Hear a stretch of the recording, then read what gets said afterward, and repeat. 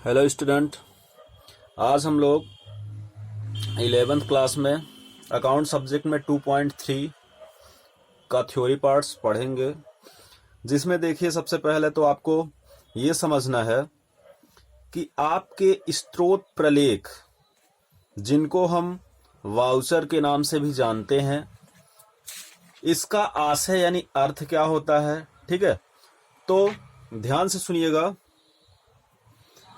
कि स्रोत प्रपत्र एक लिखित प्रमाण है। ठीक है, कैसा प्रमाण है? एक लिखित प्रमाण है जिसके आधार पर व्यापारियों द्वारा लेखा पुस्तकों में क्या किया जाता है? लेखा किया जाता है। ठीक है, उसके आधार पे प्रविष्टियां की जाती हैं।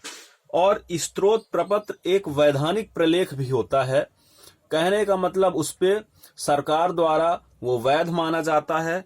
और अगर कोई भी व्यापारियों के मध्य वाद या विवाद की स्थिति उत्पन्न होती है तो वो स्रोत प्रलेख उन विवादों को निपटारे में भी सहायक होते हैं। कहने का मतलब अगर कोई विवाद उत्पन्न होती है तो स्रोत प्रलेख एक वैधानिक मान्यता है और उन निपटारों को विवादों के निपटारे में सहयोग देती है। ठीक है, अब देखिए स्रोत प्रलेख यानी वाउचर का अर्थ हमको पता हुआ।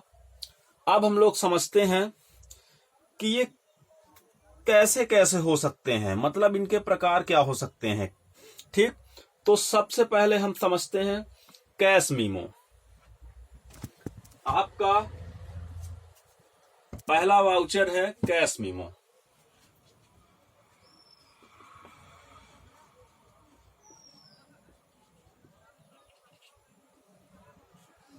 सभी बच्चे ध्यान से देखेंगे। कैश मीमो क्या होता है? जब भी कोई वस्तु नकद क्रय की जाती है, मतलब ग्राहक के द्वारा जब भी कोई वस्तु नकद खरीदी जाती है, उस वस्तु के मूल्य को चुकाया जाता है, तब क्या किया जाता है? व्यापारी द्वारा यानी जो माल विक्रय कर रहा है उसके द्वारा क्या किया जाता है? कैश मीमो बनाया जाता है। ठीक है, ये कब बनाया जाता है? जब हम नकद कुछ अपने वस्तु के बदले प्राप्त कर रहे हैं। कहने का मतलब व्यापारी कैश मीमो तब बनाएगा जब वो नकद वस्तु का विक्रय कर रहा हो। तो कैश मीमो क्या होता है?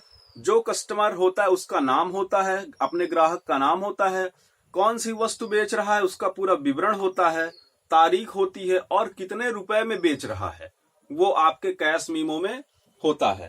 ठीक है, आप ध्यान से देखिए, कैश मीमो जो होता है वो आप क्या करोगे? जो विक्रय करता होता है यानी व्यापारी द्वारा, जिसके द्वारा ये वस्तु बेची जा रही है, तो वो क्या करेगा? कैश मीमो की जो मूल प्रति होती है, ठीक, मूल प्रति वो क्या करेगा? ओरिजिनल वाली प्रति उसको दे देगा अपने कस्टमर को, और प्रतिलिपि जो उसकी प्रतिलिपि होती है उसको अपने पास रखता है। ठीक है, तो ये तो हुआ आपका कैश मीमो। उसके बाद देखिए आप बीजक। बीजक किसे बोलते हैं?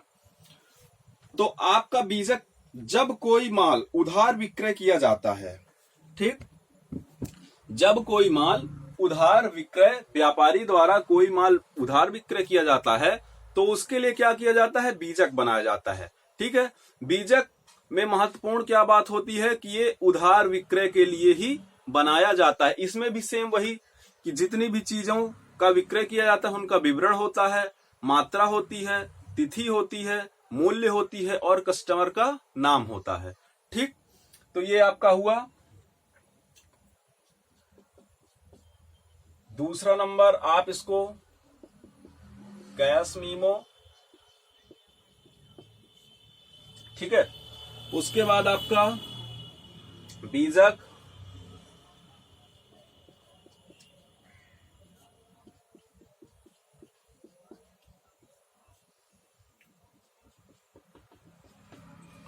अब देखिए, अब आपको रसीद का अर्थ समझना है।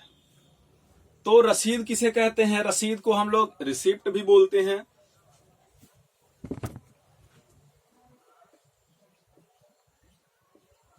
रिसिप्ट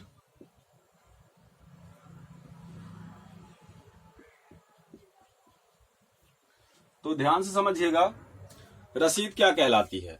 जब कोई व्यापारी रोकड़ या चेक दूसरे व्यापारी से प्राप्त करता है, ठीक है, दूसरे व्यापारी से प्राप्त वो कब करेगा रोकड़ या चेक? जब उस व्यापारी को उसने कोई भी वस्तु विक्रय की हो, ठीक है, तो उस वस्तु के बदले क्या करता है, उस दूसरे व्यापारी से कैश या चेक प्राप्त करता है और इस प्राप्ति के बदले में एक प्राप्ति की रसीद जारी करता है। और अगर वो रुपए या चेक प्राप्त कर रहा है तो वो प्राप्त करने का प्रूफ भी देता है। उस प्रूफ के लिए क्या करता है, वो एक रसीद जारी करता है जो कि दूसरे व्यापारी को दी जाती है जिससे उसने रसीद या चेक प्राप्त किया है, ठीक है, कैश या चेक प्राप्त किया है। तो कहने का मतलब जो रसीद दी जाती है, बनाई जाती है प्राप्तकर्ता के द्वारा, उसमें क्या होता है, उसमें प्राप्तकर्ता द्वारा अपने जिससे भी प्राप्त किया गया उसका नाम लिखते हैं, तिथि लिखते हैं और कितना कैश प्राप्त हो रहा है या कि चेक के माध्यम से कितनी कैश मिल रही है उसको भी आप रसीद में लिखते हैं, ठीक है।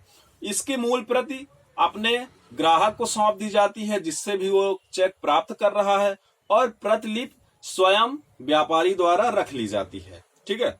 अब देखिए आपका 4th नंबर है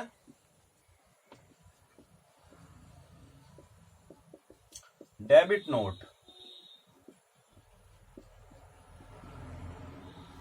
इसको ध्यान से समझिएगा, डेबिट नोट आपका महत्वपूर्ण टॉपिक है। तो देखिए, जब व्यापारी क्रय किए हुए माल में से कुछ माल विक्रेता अथवा पूर्तिकर्ता को वापस कर दे, कहने का मतलब होता है कि जब कोई व्यापारी कुछ माल खरीदता है, ठीक है, मान लीजिए कि उसने कोई भी 100 वस्तुएं खरीदी, ठीक, अब क्या किया, उन 100 वस्तुओं में से उसने क्या किया, 10 वस्तु को वापस उसे करना है, तो वो क्या करेगा, डेबिट नोट बनाएगा, ठीक। और डेबिट नोट बनाने में के लिए वो क्या करेगा, यह दर्शाएगा उस डेबिट नोट में कि उसने कितने वस्तुओं को लौटाया है और उन वस्तुओं की राशि क्या है और क्या कारण हो सकते हैं पूर्तिकर्ता को वस्तु या माल लौटाने का, ठीक है। तो डेबिट नोट का एक संक्षिप्त आप विवरण समझिए कि जब व्यापारी खरीदे हुए माल में से कुछ माल विक्रेता अथवा पूर्तिकर्ता को वापस कर दे, तब वापस किए जा रहे माल के संबंध में क्या बनाया जाता है, डेबिट नोट बनाया जाता है, ठीक है। और डेबिट नोट में क्या क्या होती है, जब भी डेबिट नोट बनाते हैं तो उसमें डेबिट नोट बनाने की तिथि, ठीक, खाते का नाम जिसे डेबिट किया जाना है और कितनी राशि और कारण का भी उल्लेख होता है। तो ये तो होता है डेबिट नोट। इसके बाद आपका आता है क्रेडिट नोट।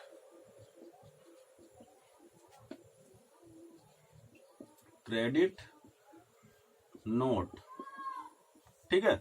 अब देखिए आपका क्रेडिट नोट क्या होता है, जब ग्राहक से माल वापस आता है तो उसे क्रेडिट नोट भेजा जाता है। कहने का मतलब अगर कोई कस्टमर है वो सामान को क्या किया, पूर्तिकर्ता के पास रिटर्न कर दिया, वापस कर दिया, तो पूर्तिकर्ता क्या करता है, एक क्रेडिट नोट बनाता है। क्रेडिट नोट क्यों बनाता है, जिससे वो अपने ग्राहक को बता सके कि आपके खाते को क्रेडिट कर दिया गया है। फॉर एग्जांपल देखिए, मान लीजिए अगर 100 वस्तुओं को पूर्तिकर्ता बेच रहा है अपने कस्टमर को, ठीक है, लेकिन इन 100 वस्तुओं में से 10 वस्तुएं ये आपका हो गया पूर्तिकर्ता और इन 10 वस्तुओं को रिटर्न करना है, ठीक है। कस्टमर क्या कर रहा है, इन 10 वस्तुओं को रिटर्न कर रहा है, तो ये 10 वस्तु फिर से किसके पास जाएगी, पूर्तिकर्ता के पास जाएगी और जो भी इस 10 वस्तु की राशि होगी उस राशि के संबंध में पूर्तिकर्ता एक क्रेडिट नोट बनाएगा और ये बताएगा अपने ग्राहक को कि आपका खाता क्या कर दिया गया है, क्रेडिट कर दिया गया है, ठीक है। तो ये तो आपके महत्वपूर्ण स्रोत प्रपत्र हुए। इसी तरह आप लोग क्या करेंगे, जो भी आपके इंपॉर्टेंट टॉपिक्स हैं उनको ध्यान से रीड करेंगे। अभी आपका 2.3 थ्योरी पार्ट्स है ओनली, इसके बाद जैसे जैसे हम आगे बढ़ते जाएंगे तो थ्योरी पार्ट्स के अलावा हमारे न्यूमेरिकल पार्ट्स भी आपको देखने और पढ़ने के लिए मिलेंगे। तो सभी बच्चे ध्यान से इन सब चीजों को पढ़ेंगे और जहां पे भी कोई प्रॉब्लम हो तो प्लीज हमको कमेंट करके बताइए, और नोट्स भी आप लोग कंप्लीट करते रहिए और न्यूमेरिकल पार्ट्स के क्वेश्चन को ज्यादा से ज्यादा सॉल्व करने की कोशिश करिए, क्योंकि आपके इस सब्जेक्ट में न्यूमेरिकल पार्ट्स भी उतना ही महत्वपूर्ण है जितना कि थ्योरी पार्ट्स। तो सभी बच्चे पढ़ाई मन लगा के करें। Thank you.